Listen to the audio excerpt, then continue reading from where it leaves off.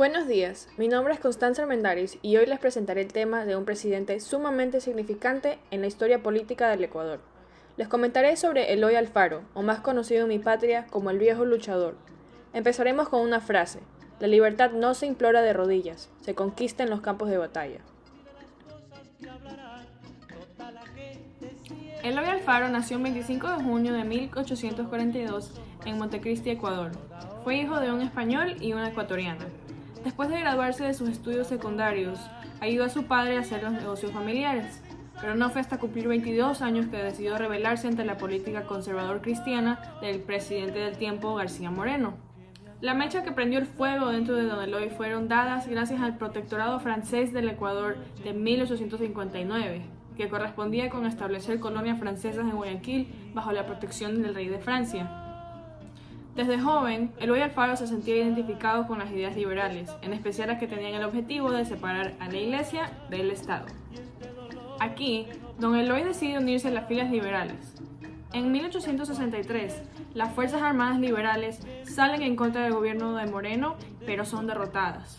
Aquí, Eloy se exilia en Panamá y se dedicará a exportar los famosos Panama Hats, hechos de paja toquilla y nativos de Manabí, Ecuador. Antes de continuar, tomemos en cuenta que durante la época de Gabriel García Moreno, la Iglesia tenía un gran poder dentro de la sociedad elitista y política ecuatoriana. El 1 de mayo de 1862, García Moreno firma un documento en Roma, estableciendo la religión católica como única y absoluta en el país. Toda la vida espiritual de cualquiera que vivía en Ecuador era sometida a la sujeción y control absoluto de la Iglesia, incluyendo la educación privada, pública, la lectura de los libros y muchas cosas más. El pueblo ecuatoriano y los indígenas debían ahora pagarle diezmos, es decir, impuestos, a la Iglesia, lo cual empeoró la situación económica. El Papa concedió a los presidentes del Ecuador la facultad de proponer el nombramiento de obispos y arzobispos, lo cual significó mucha corrupción en los años por venir. Ecuador se había convertido en un país completamente teocrático. Mucha gente critica a Eloy Alfaro por lograr sus objetivos a través de la violencia, pero se olvidan que el mismo Gabriel García también eliminó a todos sus enemigos políticos y a cualquiera que se atrevía a hablar en contra de sus ideologías. Muchos testigos durante el periodo presidencial de Gabriel García se le referían como el amo del país, gracias a todas las cartas que mandó a firmar para autorizar su dictadura. En 1862, el presidente García Moreno adicionalmente firma la Carta Negra como la nueva constitución ecuatoriana, lo cual enfureció a los liberales escondidos en el país. Este documento justificaba una clase de dictadura por su parte, donde se le daba todo el poder y encima se le otorgaban 6 años de presidencia más elecciones inmediatas. Por otro lado, en Panamá, Alfaro se amiga de Juan Montalvo, un escritor ecuatoriano, al cual le recitaba refranes y ensayos inspiradores, muchos controversiales que incitaban a la violencia, con el objetivo de mandarlos al Ecuador con esperanzas de alentar a la juventud ecuatoriana, para que se levanten en contra del gobierno y abrirles los ojos al abuso hacia las clases sociales bajas y el presente privilegio de la oligarquía. El 8 de septiembre de 1876, durante el gobierno de Antonio Borrero, Alfaro apoyó al golpe de Estado dirigido por Ignacio de Veintemilla, un candidato del Partido Liberal. Desafortunadamente, Veintemilla no cumplió con sus promesas, causando que el resto del apoyo liberal se ponga en contra de él. El ejército vence a la multitud armada detrás de Alfaro, quienes una vez más son exiliados fuera del Ecuador. Veintemilla se declara dictador en 1882 y aquí regresa Eloy Alfaro a Esmeraldas, asumiendo el poder militar. Otra vez es vencido y regresa a Panamá. En 1883, Veintemilla se exilia en Perú y en las elecciones gana José María Camayo como nuevo presidente de la República. Después de varias batallas en contra del gobierno ecuatoriano, los adversarios de Eloy Alfaro lo bautizan finalmente con el nombre de El General de las Derrotas. Todo cambia en noviembre de 1894, con el evento de la venta de la bandera.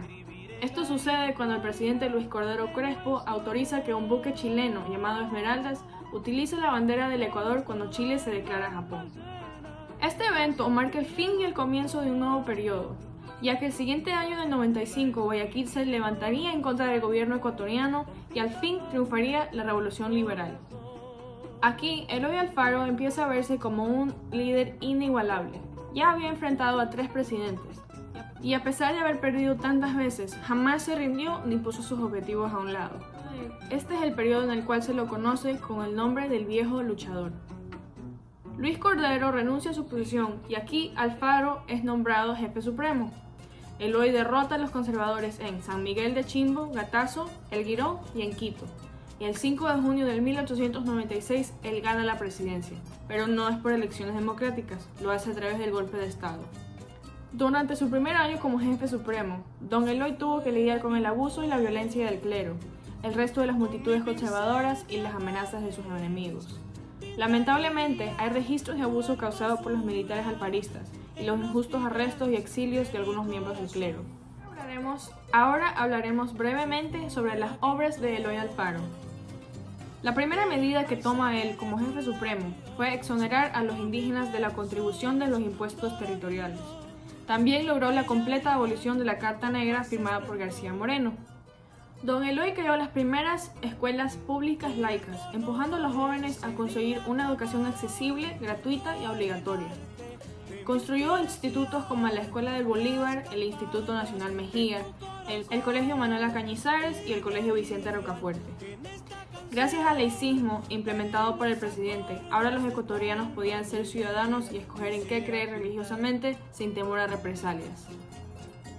Una de las obras más importantes que Eloy Alfaro hizo es que él unificó al país. Él logró hacer esto con la construcción del primer ferrocarril transandino del Ecuador, bajo el contrato de Harman en 1897. Este ferrocarril conectaba Guayaquil a Quito. Otras medidas fueron también tomadas desde 1900, cuando implementa la completa y total separación de la Iglesia con el Estado. Antes era la Iglesia quien tomaba cuenta de los habitantes, y eso era solo si es que te casabas por la Iglesia o si es que estabas bautizado. Incluso los cementerios pasaron a ser propiedad del Estado. El liberalismo ayudó a que la mujer pueda tener una voz por primera vez. Creó centros de atención donde la mujer podía aprender roles básicos para poder conseguir labores fuera de casa, obtener un cargo público en las oficinas o en las Fuerzas Armadas del país si es que se deseaba. En 1901 fue sucedido por Leonidas Plaza, quien Alfaro había apoyado. Durante el proceso electoral, por diferencias políticas, se terminaron distanciando. Leonidas Plaza planeaba aliarse con los conservadores, pero Alfaro les sugirió que no lo haga y que renuncie a su puesto, cosa que Plaza no hace, como también en darle la comandancia general del ejército o la gobernización del Guayas, como le había prometido. Durante la presidencia de Plaza se mantuvo la misma política que había implementado Alfaro, incluso se estableció la ley del divorcio por primera vez en el Ecuador. En 1905, Lizardo García gana las elecciones, quien apoyaba Plaza. Los dos se aliaron en contra de Alfaro. En 1906, Alfaro provoca un segundo golpe de Estado en contra de García, ganando la presidencia nuevamente, pero no a través de la democracia una vez más. Aquí tuvo que continuar luchando en contra de los conservadores y ahora los liberales que seguían apoyando a Plaza.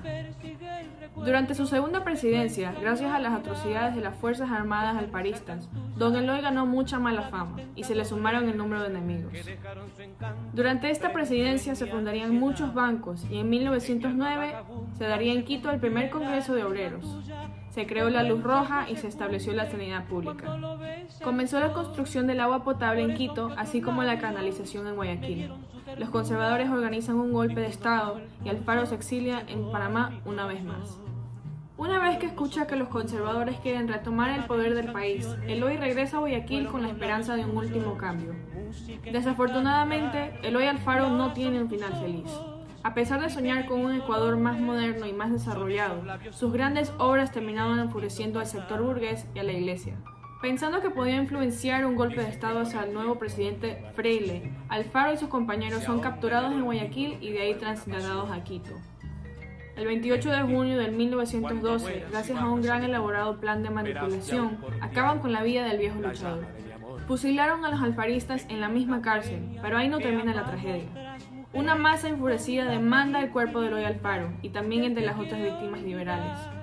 Le quitaron las prendas a los cadáveres, le arrojaban piedras y lo amarraron con una soga, empezando a arrastrarlo con caballos por las calles de Santo Domingo. Este evento se lo llama la Hoguera Bárbara. Como dice la frase de Eloy Alfaro, la libertad no se implora de rodillas, se conquista en los campos de batalla. Ahora podemos ver hacia atrás en la historia y reconocer lo difícil que ha sido para la sociedad ecuatoriana avanzar hacia un mejor futuro. Es una pena que los sueños de Eloy Alfaro hayan terminado de una manera tan sádica y que incluso una muerte lo hayan irrespetado. Hoy en día podemos ver y visitar hermosos monumentos creados en su honor, como la gran estatua presente en Vía de las Américas en Guayaquil. Yo recuerdo aprender sobre el viejo luchador en mi colegio, y desde ese día admiro al hombre que hizo posible el simple hecho de que yo pude tener una educación en el primer lugar. A pesar de la violencia, yo admiro que él jamás se rindió, y ahora yo tengo mis propios ideales, a los cuales jamás me rendiré. Muchas gracias.